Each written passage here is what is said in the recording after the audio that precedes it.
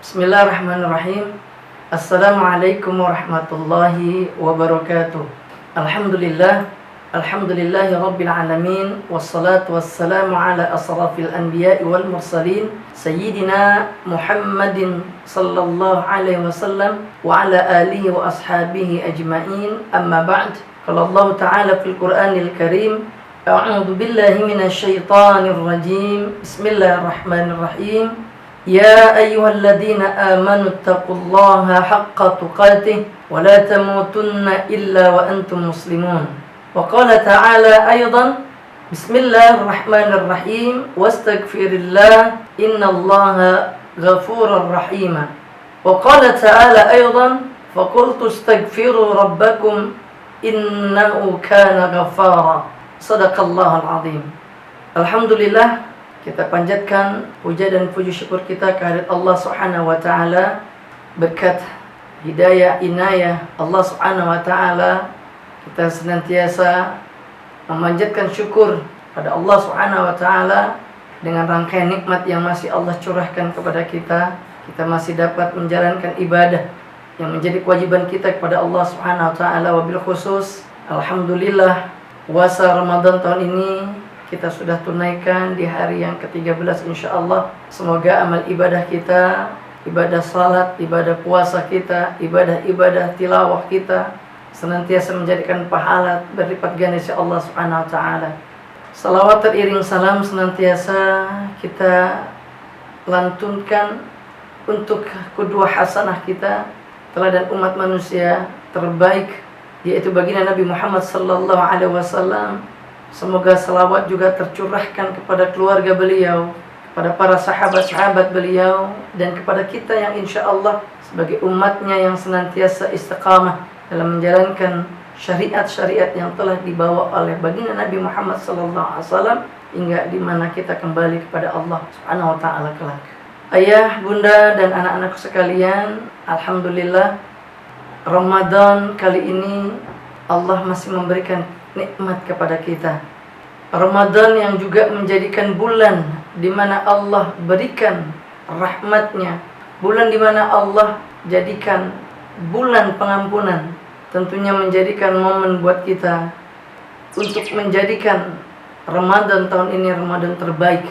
Karena itu di Ramadan tahun ini mari kita niatkan bersama-sama untuk memaksimalkan ibadah yang kita bisa lakukan demi mencapai kesempurnaan ibadah Ramadan kita di tahun ini. Anak-anak sekalian, Ramadan juga menjadikan bulan yang Allah jadikan bulan di mana Allah turunkan ampunan Allah Subhanahu wa taala. Kita sama-sama mengenal Asmaul Husna Allah, di antaranya adalah Allah bersifat Al-Ghaffar. Allah Maha Pengampun. Allah Subhanahu wa taala dengan sifat Al-Ghaffarnya menunjukkan kepada kita hambanya manusia bagaimana Allah begitu luas kasih sayang dan ampunannya. Oleh karena itu, mari kita sama-sama tafakuri Asmaul Husna Allah ini, yaitu Al-Ghaffar, dengan sama-sama kita renungi, kita tafakuri Al-Ghaffar, sifat Allah yang Maha Pengampun ini. Al-Ghaffar berarti, bila diambil dari akar kata Ghafara, yang memiliki arti menutupi. Allah menutupi segala kesalahan-kesalahan dari hambanya.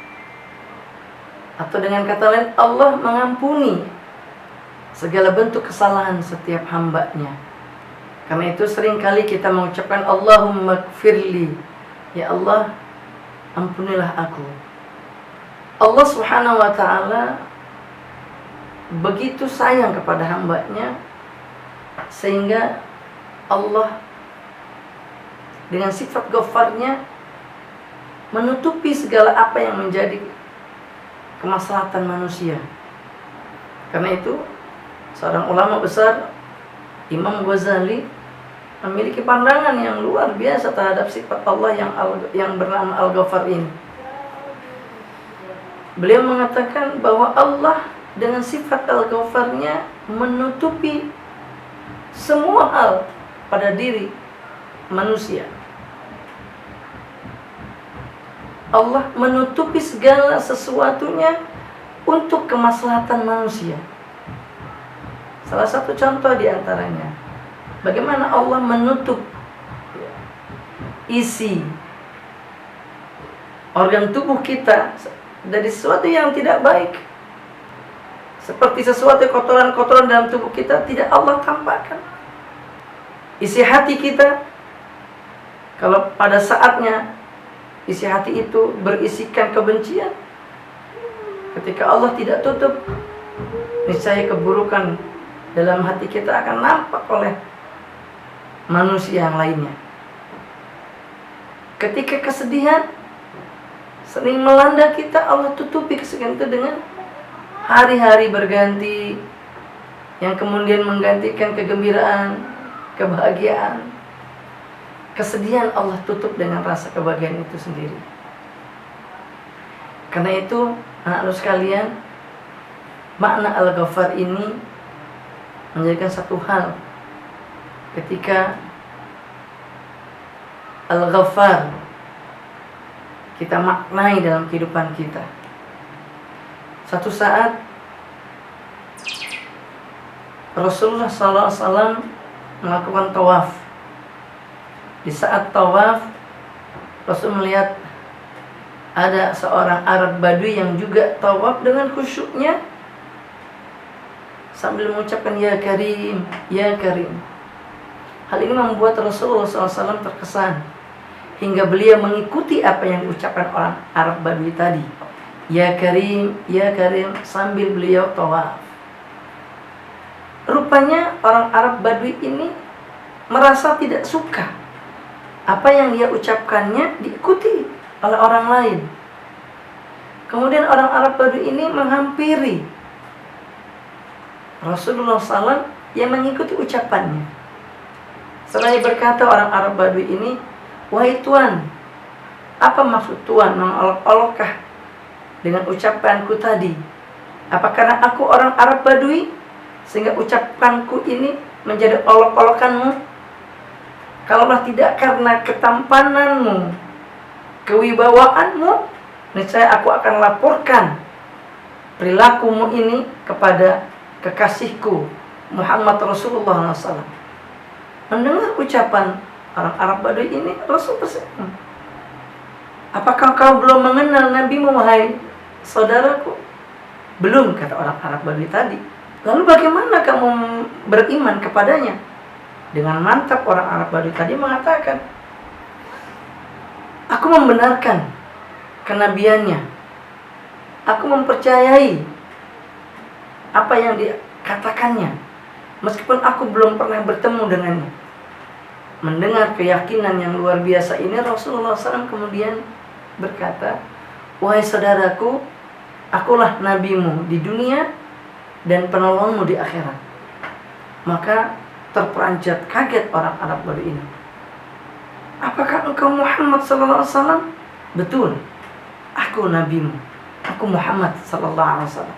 Maka seraya orang Arab Badui tadi merundukkan tubuhnya ingin mencium kaki Rasul, lalu Rasul angkat, wahai saudaraku, jangan kau perlakukan aku seperti ini.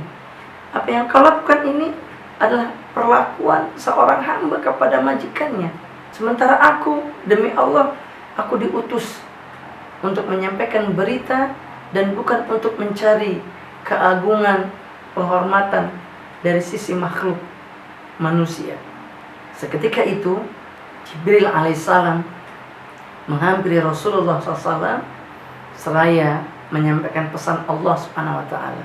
Ya Muhammad, Allahus salam menyampaikan salam kepadamu dan menyampaikan pesan, sampaikan kepada orang Arab Badui itu bahwa sesungguhnya janganlah engkau terpesona dengan rahmat Allah, kasih sayang Allah.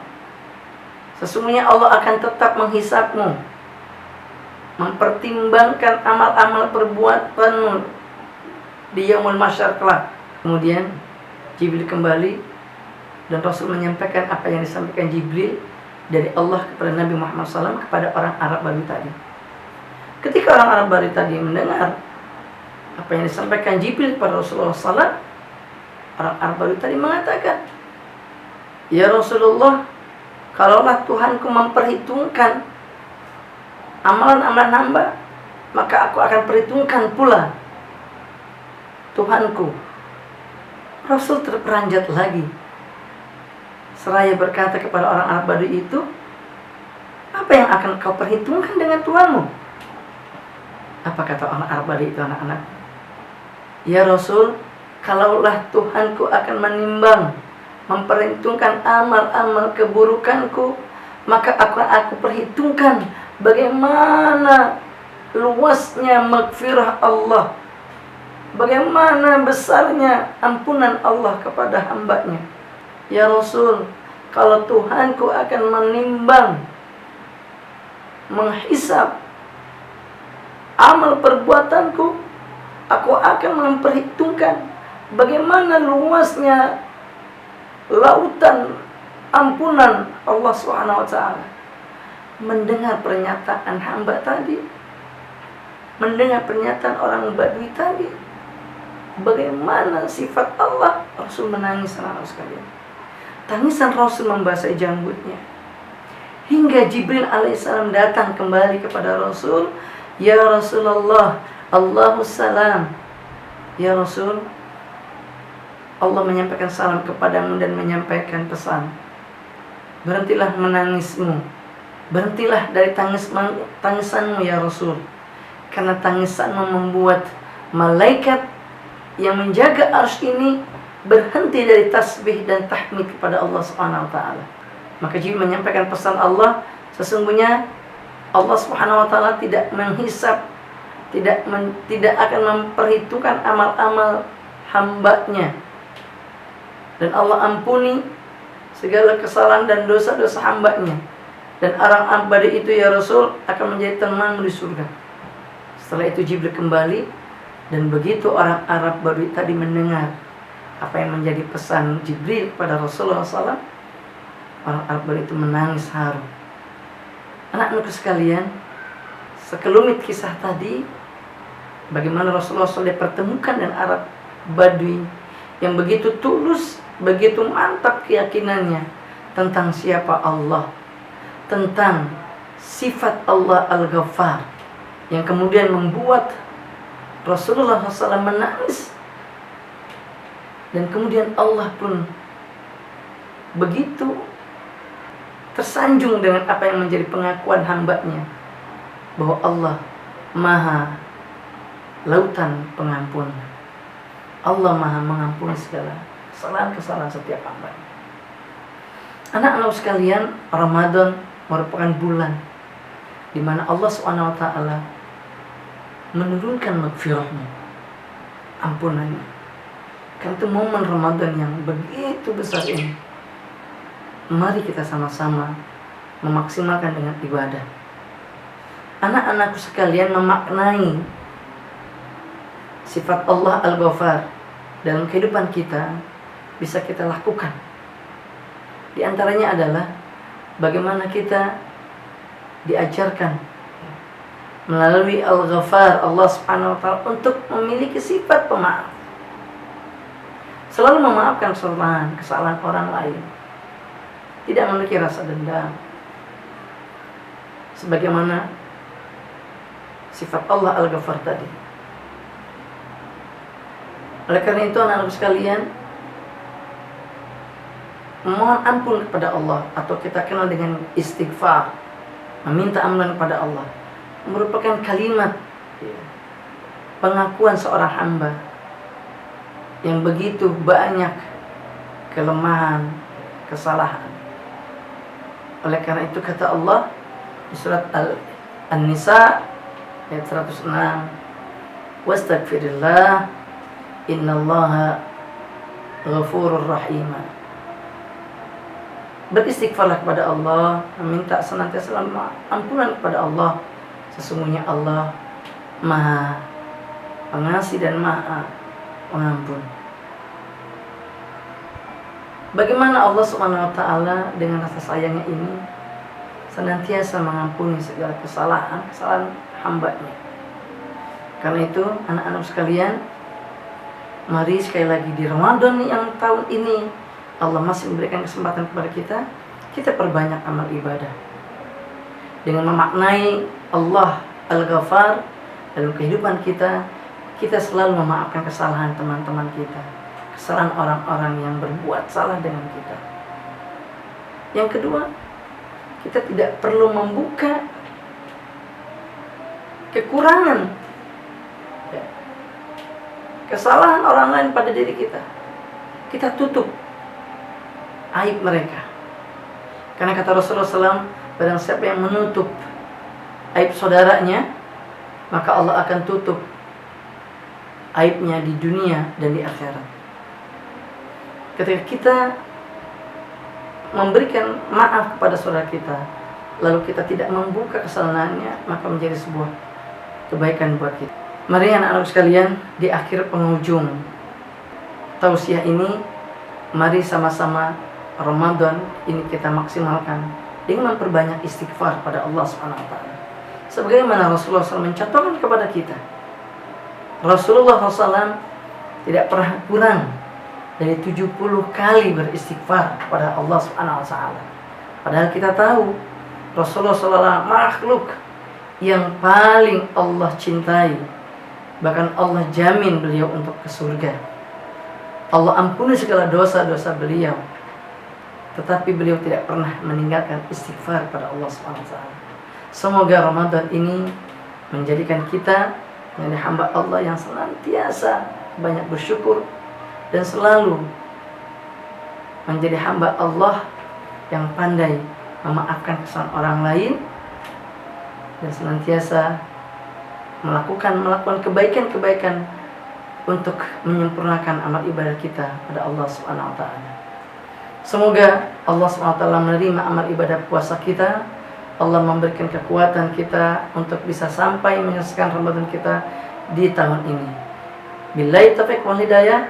Assalamualaikum warahmatullahi wabarakatuh.